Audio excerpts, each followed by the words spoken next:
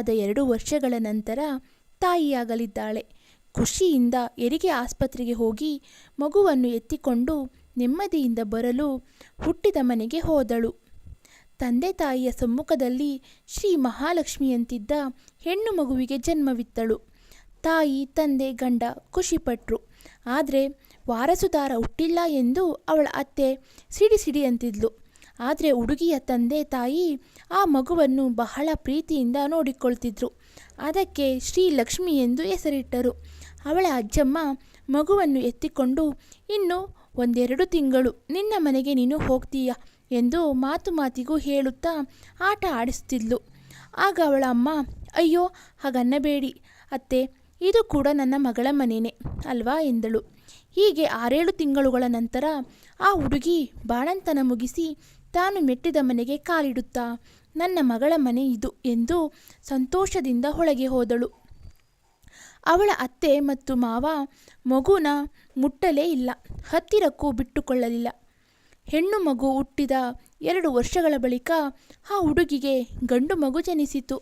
ಆ ಮಗುನ ಅವಳ ಅತ್ತೆ ಮಾವ ತಲೆ ಮೇಲೆ ಎತ್ತುಕೊಂಡು ನೋಡಿಕೊಂಡರು. ಅವನಿಗೆ ಶ್ರೀರಾಮ ಎಂದು ಹೆಸರು ಇಟ್ಟರು. ಮೊದಲು ಏನನ್ನೇ ತಂದರೂ ಮೊದಲು ಶ್ರೀರಾಮನಿಗೆ ಕೊಟ್ಟು ಆಮೇಲೆ ಲಕ್ಷ್ಮಿಗೆ ಕೊಡುತ್ತಿದ್ದರು.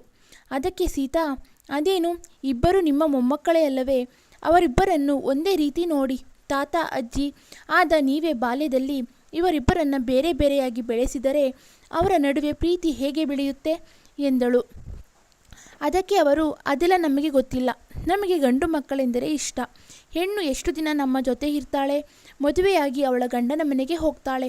ಹುಡುಗನಾದರೆ ನಮ್ಮ ಕುಲವನ್ನು ಕಾಪಾಡುತ್ತಾನೆ, ಅದಕ್ಕೆ ನಮಗೆ ಗಂಡು ಮಗ ಇಷ್ಟ ಎಂದರು. ಹೀಗೆ ಮೊಮ್ಮಗನ ಮೇಲಿನ ಅತಿಯಾದ ಪ್ರೀತಿಯಿಂದ ಅವನ ಹೆಸರಲ್ಲಿ ಮನೆ ಖರೀದಿಸಿದರು. ಹೀಗೆ ಮಕ್ಕಳು ದೊಡ್ಡವರಾದರು. ಒಂದಿನ ಲಕ್ಷ್ಮಿ ಅಪ್ಪ ಮನೆಗೆ ಪೇಂಟ್ ಮಾಡಲು ನಿರ್ಧರಿಸಿ, ಅಮ್ಮ ಲಕ್ಷ್ಮಿ ಇಲ್ಲಿ ಬಾ. ಏನಪ್ಪ?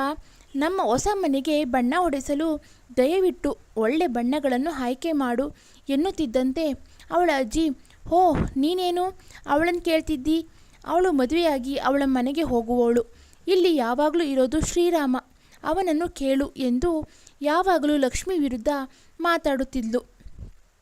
ಕೊನೆಗೆ ಓದಿಸಲು ಕೂಡ ಒಪ್ಪಿಕೊಳ್ಳಿಲ್ಲ. ಅವಳಿಗೆ ಓದು ಯಾಕೆ, ಅವಳು ಏನು ಕೆಲಸಕ್ಕೆ ಹೋಗಬೇಕಾ ಎಂದು ಹೇಗಾದರೂ ಮದುವೆ ಮಾಡಿ ಕಳಿಸೋಣ ಎಂದು ಅವರು ಉಚಿತ ಸಲಹೆಯನ್ನು ನೀಡಿದರು.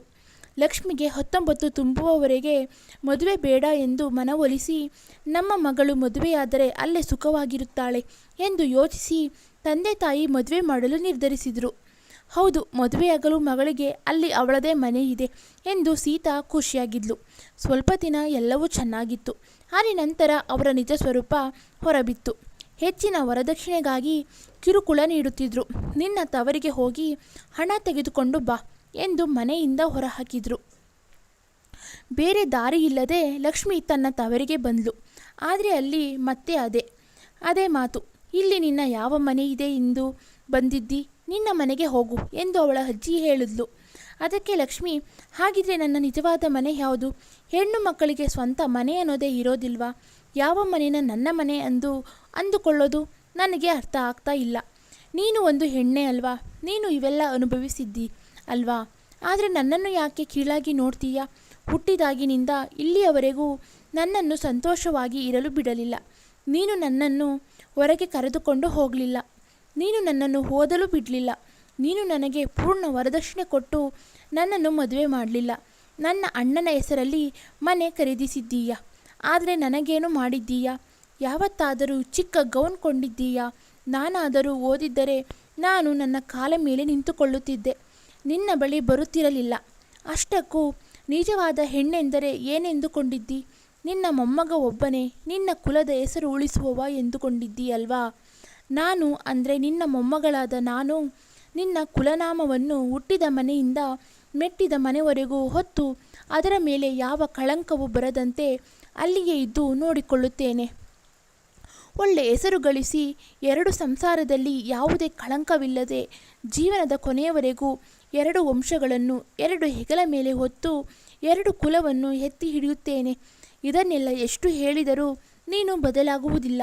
ನಾಳೆ ನನ್ನ ಅಣ್ಣನಿಗೆ ಹೆಣ್ಣು ಮಗು ಹುಟ್ಟಿದರೆ ಅದಕ್ಕಾದರೂ ಒಳ್ಳೆ ಪ್ರೀತಿ ಕೊಡಿ, ಅದರ ಮನಸ್ಸನ್ನು ಅರ್ಥ ಮಾಡಿಕೊಳ್ಳಿ ಎಂದು ಕಣ್ಣೀರು ಹಾಕುತ್ತಾ, ದೇವರೇ, ಈ ನೋವಿನಿಂದ ನನ್ನನ್ನು ರಕ್ಷಿಸು.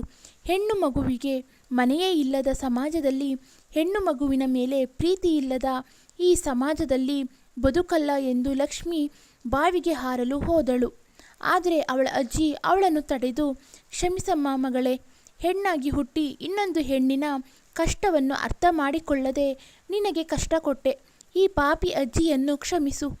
ನಿನ್ನ ಗಂಡನ ಮನೆಯವರ ಜೊತೆ ಮಾತಾಡಿ ಅವರು ಕೇಳಿದ್ದನ್ನೆಲ್ಲ ಕೊಟ್ಟು ನಿನ್ನ ಗೌರವದಿಂದ ಕಳಿಸುತ್ತೇನೆ ಎಂದು ಮಾತು ಕೊಟ್ಟಳು. ಇದನ್ನೆಲ್ಲ ಕೇಳಿಸಿಕೊಳ್ಳುತ್ತಿದ್ದ ಲಕ್ಷ್ಮಿ ಅತ್ತೆ ಮನೆಯವರು ಕಣ್ಣೀರು ಹಾಕುತ್ತಾ ಅವಳ ಬಳಿ ಬಂದು, ಕ್ಷಮೆ ಕೇಳಿ, ನನಗೆ ಏನೂ ಬೇಡ, ಚಿನ್ನದಂತಹ ಸೊಸೆ ನೀನೇ ಸಾಕು ಎಂದು ಅವರ ಜೊತೆ ಕರೆದುಕೊಂಡು ಹೋದರು. ಅಷ್ಟೇ ಅಲ್ಲದೆ ಲಕ್ಷ್ಮಿಯನ್ನು ಅವಳ ಆಸೆಯಂತೆ ಓದಿಸಿ ಅವಳ ಕಾಲ ಮೇಲೆ ಅವಳು ನಿಂತುಕೊಳ್ಳುವಂತೆ ಮಾಡುತ್ತೇವೆ ಎಂದು ಮಾತು ಕೊಟ್ಟರು. ಅಂತೆಯೇ ಲಕ್ಷ್ಮಿ ಓದಿ ದೊಡ್ಡ ಕಲೆಕ್ಟರ್ ಆದಳು. ಆಮೇಲೆ ಅವಳಿಗೆ ಒಂದು ಹೆಣ್ಣು ಮಗುವು ಹುಟ್ಟಿತು. ಶ್ರಾವಣ ಶುಕ್ರವಾರ ಲಕ್ಷ್ಮೀದೇವಿಯಂಥ ಹೆಣ್ಣು ಮಗು ಎಂದು ಎಲ್ಲರೂ ಖುಷಿಪಟ್ಟರು. ಸ್ನೇಹಿತರೆ, ಈ ನನ್ನ ಪುಟ್ಟ ಕತೆ ನಿಮಗೆ ಇಷ್ಟವಾಗಿದೆ ಎಂದು ನಾನು ಭಾವಿಸುತ್ತೇನೆ. ನಿಮಗೆ ಈ ಕತೆ ಇಷ್ಟವಾಗಿದ್ದಲ್ಲಿ ಒಂದು ಲೈಕ್ ಮಾಡಿ, ಶೇರ್ ಮಾಡಿ, ಕಮೆಂಟ್ ಮಾಡಿ. ಹಾಗೆ ನನ್ನ ಚಾನಲನ್ನು ಸಬ್ಸ್ಕ್ರೈಬ್ ಮಾಡ್ಕೊಳ್ಳೋದನ್ನು ಮಾತ್ರ ಮರೆಯಬೇಡಿ. ಧನ್ಯವಾದಗಳು. Thank you for watching. Keep support me.